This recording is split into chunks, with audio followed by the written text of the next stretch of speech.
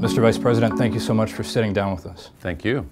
Your new film is an inconvenient sequel, Truth to Power, and the ending is kind of bittersweet because Donald Trump, a skeptic of the science behind climate changes in the White House, he's pulled the U.S. out of the Paris Climate Accords. I guess an obvious question is, why do you seem so optimistic right now? Well, I was pretty concerned when he made the speech, but immediately afterwards, I was relieved and gratified when the whole rest of the world redoubled its commitment to the Paris Agreement. And then here in the U.S., so many governors and mayors and business leaders stepped up and said, we're going to fill the gap, we're still in Paris, we're going to meet these commitments of the U.S., regardless of what President Trump does. In addition, the technology and business trends are pretty powerful now. They're moving to reduce the cost of renewable electricity in a very dramatic way. And so economics is now playing a big role in driving the change that we need. In the film, you visit Georgetown, Texas. Yeah. I visited Georgetown, Texas, and spoke to Mayor Dale Ross a couple years ago for a report. It'll be the largest city in America to go 100% renewable energy. And it surprised me, one of the first things they said was, we don't want people to think we're a bunch of Al Gore tree huggers. Yeah, I know. So that's something you're liable to hear in parts of this country. Yeah. How do you change these perceptions? How do you cross these political lines? Well, what's changing the perception is the cost of renewable electricity. And Dale Ross and his team there have done an outstanding job. He happens to be a CPA, so he ran the numbers, and the numbers were really persuasive. They're saving money now by switching to renewables. And another point, batteries are starting to come down in cost dramatically now too. And that's going to make a world of difference, because then you can use the electricity from the sun even when the sun's not shining. And you can use all that electricity the wind generates at night during the day. A lot of the business analysts are now predicting that the addition of affordable batteries to renewable electricity generation is a complete game changer. New surveys show us, new data from Yale University and others show us that most Americans do believe that climate change will hurt Americans in their lifetime, but most don't believe it will impact them personally. And that's especially true in Middle America. What do you say to people, especially between the coasts, who say, it's not going to impact me? Well, it is impacting people, and I think it's already convincing many people who might not feel comfortable using the phrase global warming. They still are getting the feeling that, wait a minute here, something big is going on and it's not good.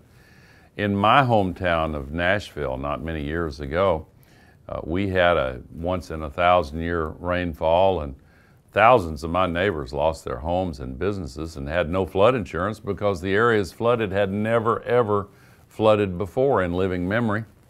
That kind of thing is happening in a lot of places. You mentioned Texas. Houston, in one 12-month period, had 2 once-in-500-year floods and 1 once-in-a-thousand-year downpour in the same year. The U.S. as a whole, we've had 11 once-in-a-thousand-year events in the last 7 years. This is now having a real impact on people's thinking, and I think that it's really wearing down the resistance to the recognition that we've really got to change. Ranchers and farmers can talk about the effects of drought, something that the Dakotas are going through right now in a lot of parts of the country. Yeah, the same extra heat that's trapped by the man-made global warming pollution and causes these big downpours also sucks the moisture out of the first several inches of the soil and makes the droughts set in more quickly, last longer, and cut deeper.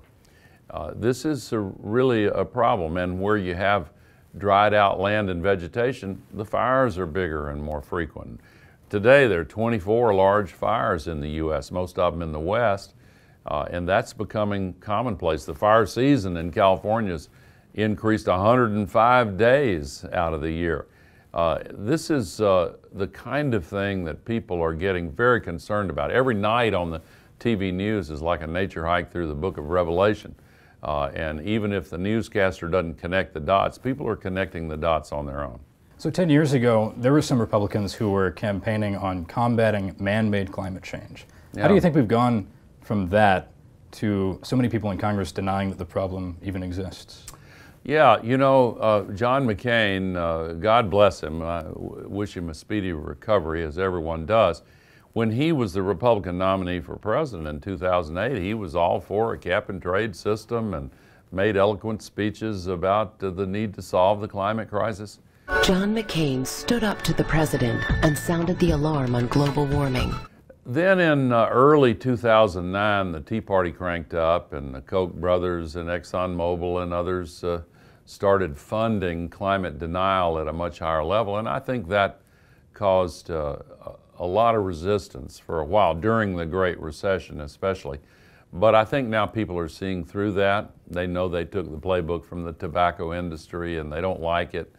I think now we are finally beginning to gain altitude and start solving the problem more effectively. Let's talk about jobs just briefly. Wind and solar, what potential do you see for job growth in those industries, and what do you think the country has to gain economically?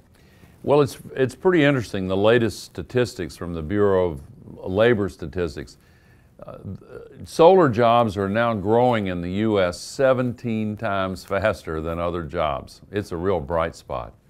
And the single fastest growing occupation is wind turbine technician, predicted to be that way for at least the next 10 years. So not only in the U.S. but in other countries, the most dynamic new job growth is coming in renewable energy and other parts of the sustainability revolution. And if we get serious about retrofitting buildings to reduce emissions, then that'll be millions of jobs in every community, and they can't be outsourced. And what's your message to young people in the U.S. who might feel locked out of the political process around climate change right now? I always encourage young people to get involved in the political process. It looks harder than it really is. Now in the age of social media, it's pretty easy to send a message to your elected representatives and to candidates for office. But remember that there's strength in numbers. And even though big money still calls a lot of the shots in politics in the U.S. now, people still hold the ultimate power if they organize. Remember that there's strength in numbers, and if they bring their passion to the process and let these candidates know that you care about this.